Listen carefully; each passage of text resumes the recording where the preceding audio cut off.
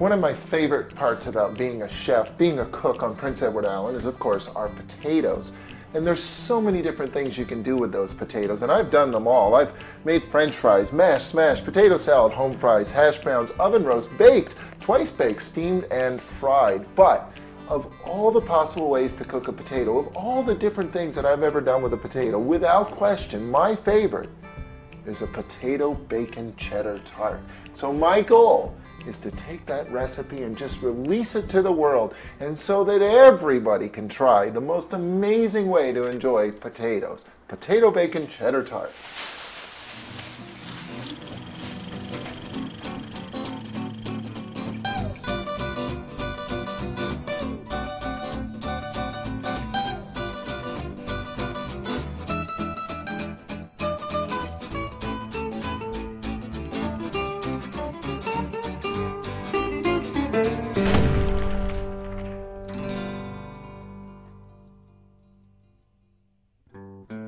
Previously on Food Country.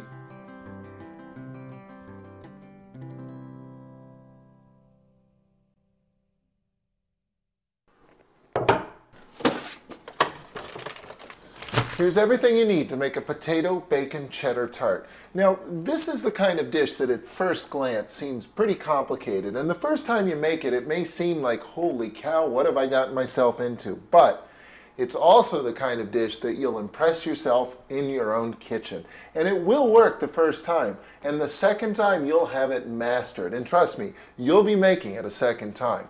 First thing you need is a pan.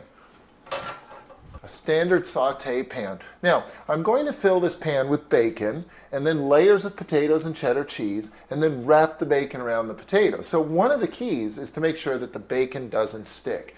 And that's what parchment paper is for. Start, fold it in half, and in half again, and just keep folding around this point. And again, folding around the same point. One more time. And then fit it into the pan.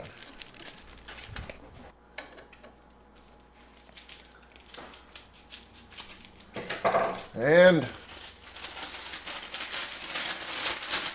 voila. Of course, the paper doesn't really want to stick to the pan, so quick light coating of oil.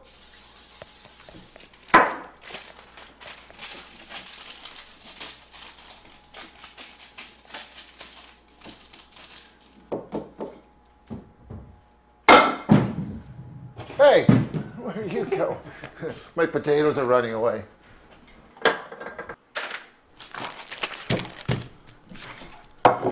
When was the last time you got to use 2 pounds of bacon to make anything? You just know this is going to taste good.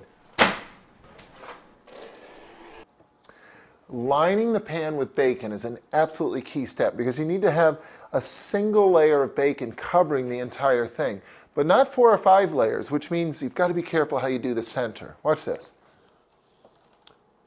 So the first piece starts in the center, goes right out to the edge, overlaps the pan.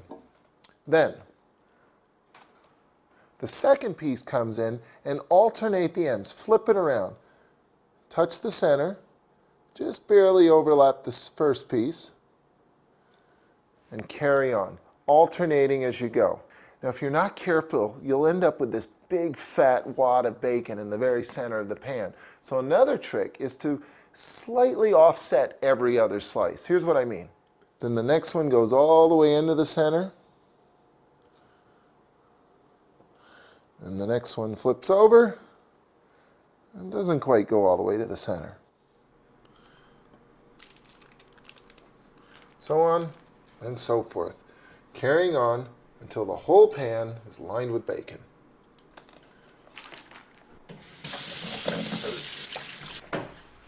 At this point, I like to just look at it. I mean, it's not every day I get to see 2 pounds of bacon laid out this way. But take a closer look. There's a couple of key points here. I mean, the bottom line is that you want a single layer of bacon covering the bottom of that pan, and not a big fat mound in the center. Every single one of these slices of bacon points directly at the center, but if every piece went to the center, you'd end up with this big fat center, and you don't want that. So it's a piece of cake. Really, this isn't that big a deal. You'll nail this the first time you try it. So on to the potatoes. Now you've got some choices when it comes to potatoes. We've got white boiling potatoes, low starch. We've got red potatoes, also low starch. And we've got standard baking potatoes, high starch. High starch is your best choice. This will help the potato tart hold together. The next step is to slice these as thinly as you possibly can. You don't need to peel them, but you do need to slice them very, very thinly. But don't worry, if you can't slice as thinly as a chef can, this is going to work just fine. Big, thick chunks work too. Now don't obsess about this too much, because you're never going to actually see the inside of the tart. So this beautiful radial pattern doesn't really matter so much as just a thin, even layer of potatoes. One thin, even layer of potatoes, followed by salt and pepper and cheddar cheese.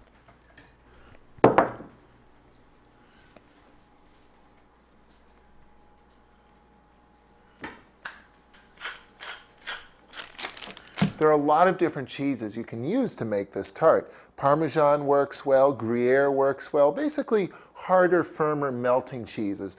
But in particular, I like cheddar cheese. Cheddar always goes with potatoes, and I find that the more aged the cheddar cheese, the better it works, because aged cheddar cheese is just a little bit firmer.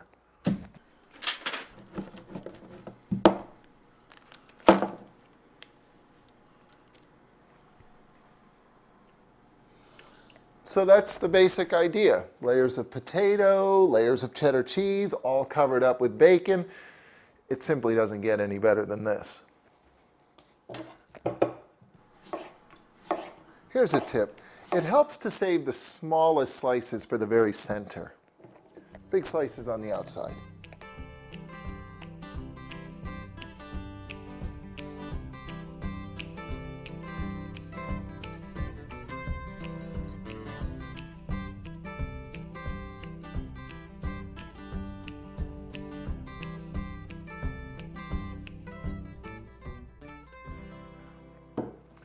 Now, keep in mind that the potatoes will shrink as they cook, so it's a good idea to mound them well above the top of the bacon, and as you go, to sort of tuck them in a little bit. So the last few layers don't go all the way out to the edge. They begin to tuck in.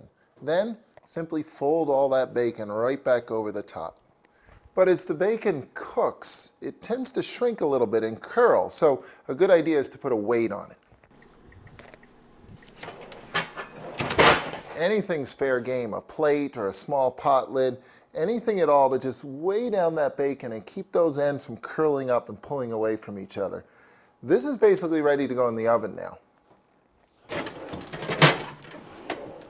But it's a good idea to put it on a tray, because that bacon is going to throw off quite a bit of fat, and you don't want that fat bubbling out into the bottom of the oven, so just sit it on a tray.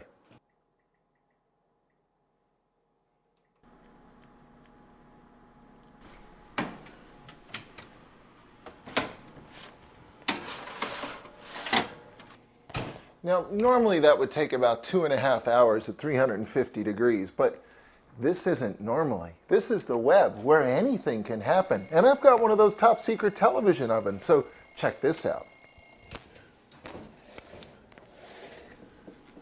I love this oven.